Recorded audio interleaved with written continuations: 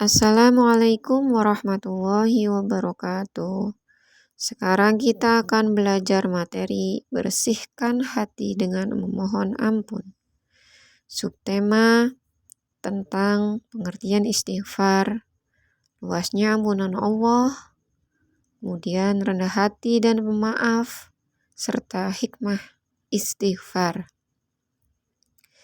Adapun kompetensi dasar dari materi ini yaitu menerima kebesaran Allah Subhanahu wa taala melalui istighfar, kemudian menunjukkan sikap rendah hati dan pemaaf sebagai wujud implementasi istighfar, kemudian memahami makna dan ketentuan istighfar, serta mengomunikasikan arti dan hikmah istighfar.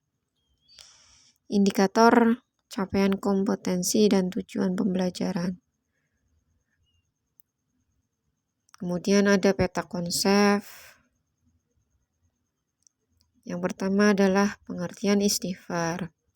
Istighfar adalah tindakan meminta maaf atau memohon ampunan kepada Allah Subhanahu wa taala. Istighfar merupakan perbuatan yang sangat penting untuk dilakukan oleh setiap muslim sebagai hamba Allah Subhanahu wa taala yang penuh dengan dosa dan salah. Lafal istighfar adalah astaghfirullahaladzim. B. Luasnya ampunan Allah Subhanahu wa taala. Manusia adalah tempatnya salah dan lupa. Ia seringkali berbuat kesalahan, baik kepada Allah maupun kepada manusia. Baik itu dosa atau kesalahan kecil maupun yang besar, baik yang disengaja maupun yang tidak disengaja. Tak ada manusia yang bersih dari salah dan dosa, kecuali para nabi. Apa yang harus kita lakukan setelah berbuat kesalahan tersebut? Tentunya harus meminta maaf, baik kepada Allah Subhanahu wa taala maupun kepada manusia. Sebaik-baik orang yang bersalah dan berdosa adalah yang bertobat kepada Allah Subhanahu wa taala. Jadi, jika seseorang telah berbuat salah atau dosa, hendaknya segera bertobat. Jangan ditunda-tunda, apalagi menunggu di saat sudah tua. Demikian juga di saat kita bersalah. Kita harus meminta maaf. Bagaimana cara kita memohon ampun dan meminta maaf? 1. Jika kesalahannya kepada Allah Subhanahu wa taala, hendaknya memperbanyak membaca istighfar.